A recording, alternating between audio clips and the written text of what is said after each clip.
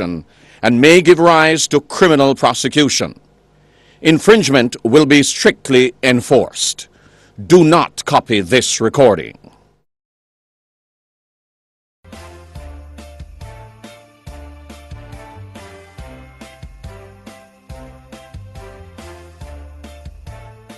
Doesn't it feel like the summer holidays just wrapped up the other day?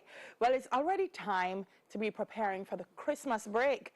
And here to help us bridge the balance between having fun and keeping the brain active is education specialist Dr. Carla Hilton. She's going to tell us how. Morning. Good Welcome, morning, Sladden. Morning. Morning. Morning. Let's, it's a delicate balance. Yes. Because Christmas time has its own energy.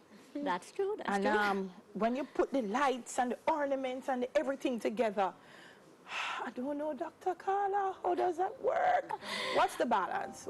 First of all, why do you need to strike a balance in the holidays? Well, you know, the holiday break is actually quite short. So we still want to keep the brain active, and some students actually go right back into examination. Some schools have internal exams in January. Right? Some of the high schools, they have internal exams in January. So, you know, we still have to make time for review, right? So even though we want them to have fun, they still have to find maybe even 2 to 3 hours each day to do a little review, and that still leaves ample time for fun. Right? And when we say review, Doc, you were just speaking about the high school students. You're saying to flip through the books.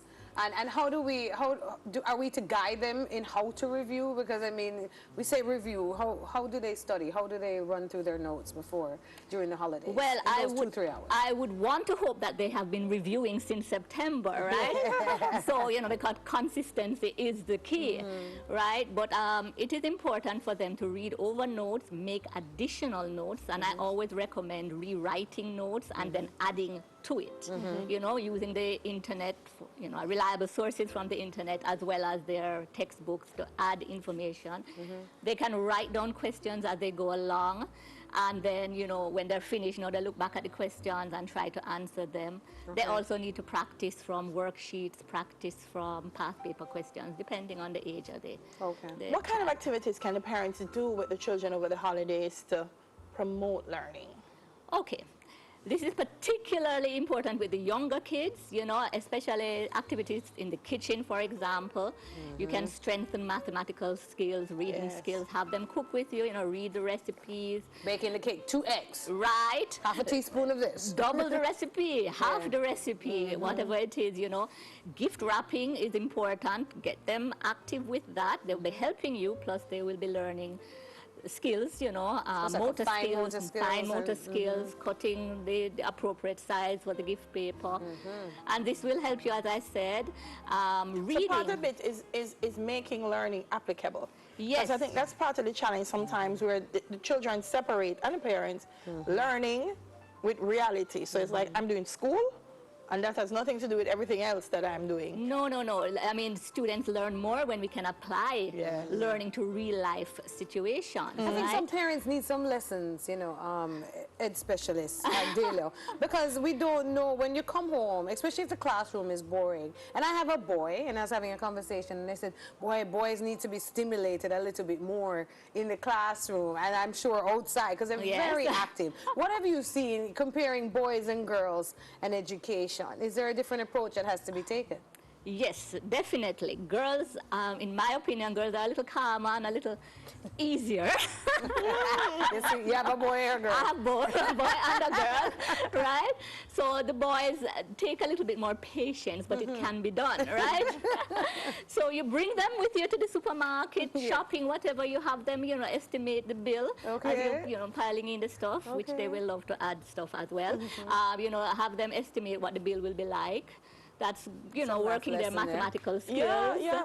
I like that. You know, I like that. I was saying to someone, we keep teaching our children to count peaches and pears and strawberry and some things that in them head it just not connect, and we should be teaching them to count mango and guinea. Right, that's correct. That's correct. Things like that. And one of the challenges, though, and it's not just the summer challenge, it's the Christmas challenge too, because it's the holidays. They get to sleep a little later. Christmas overeating happens. How do you make sure they still enjoy it without breaking them into a habit. Or when school starts, Dr. Hilton, you have to say, wake up, why they can't wake up? Oh, yeah. Well, I really discourage having them sleeping in. I mean, I really think that you should try to maintain your sleep schedule. I mean, there will be exceptions as you have, you know, your little parties, your family events.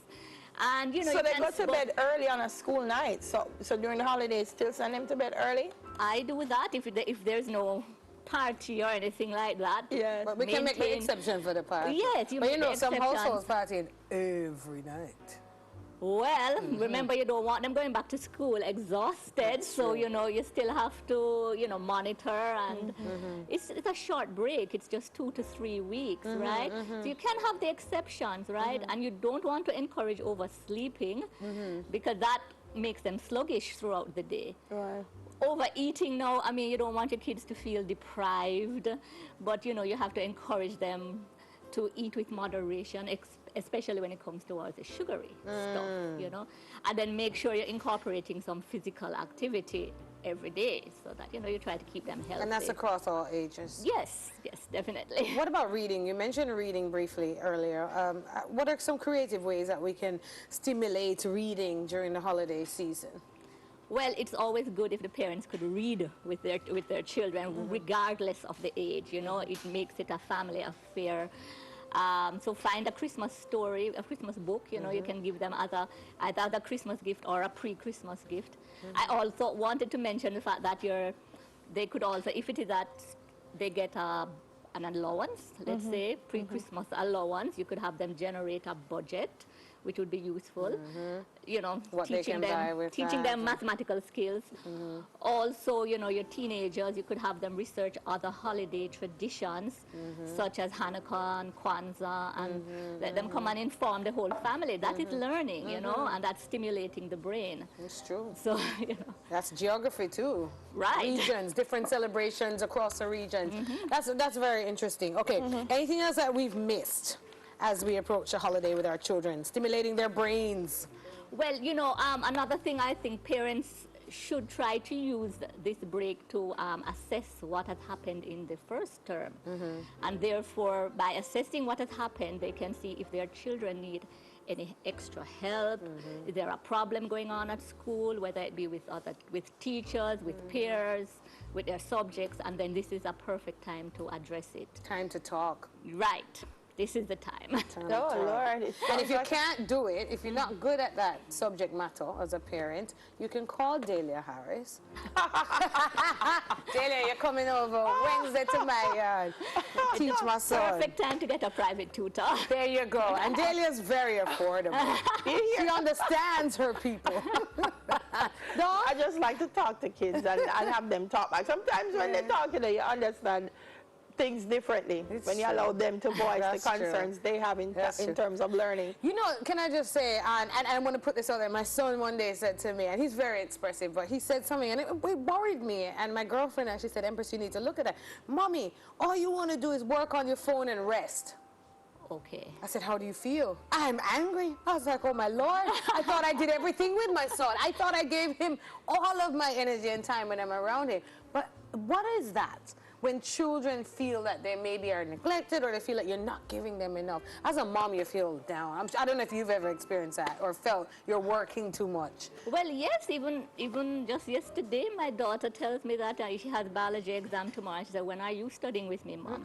And she actually doesn't need it. But, Yes. but They you want know, that. I felt guilty. I said, okay, I'm working too much. You know, maybe I'll have to cancel a class or something and just spend some time with her, you know. I like that you raised that because I know a lot of parents, but like for even the GSAT exam, whenever it's at school graduation, I say a round of applause for the parents who have passed their GSAT exam. Yes. Because they're always preparing. How important is it for the parent to be a part of that process?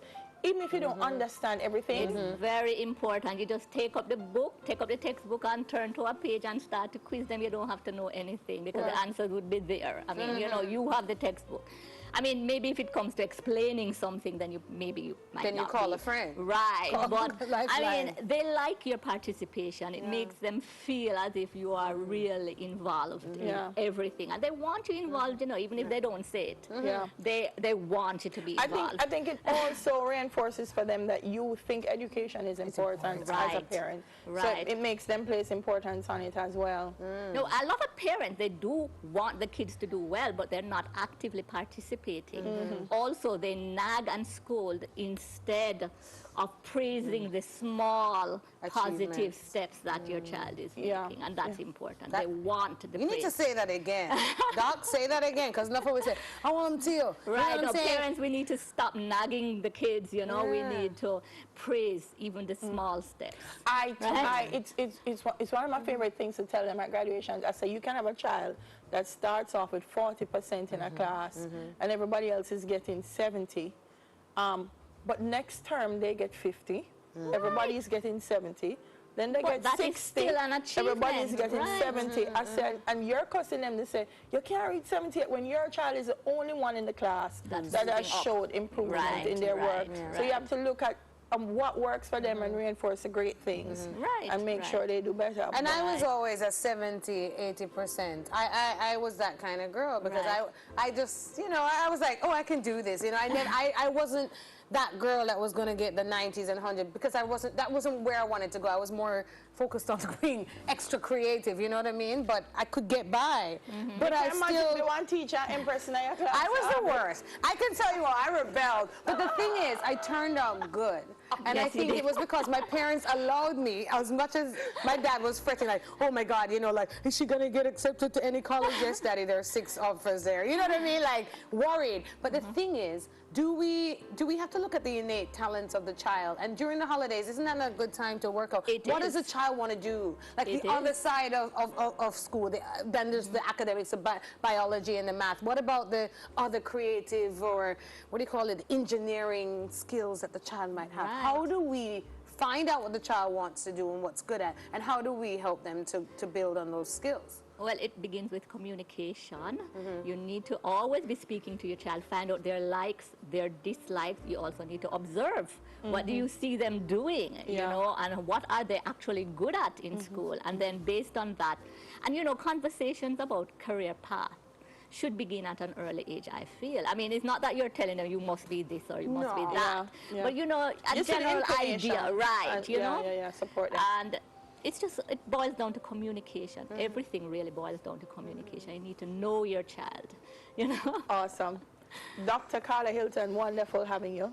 Thank you very much. We for hope to having have me. you again when school restarts and then parents are in trouble, we'll go and bring you back. So, education specialist, Dr. Carla Hilton. More from Everton Blender after the break. This is Smile Jamaica. We'll still come back.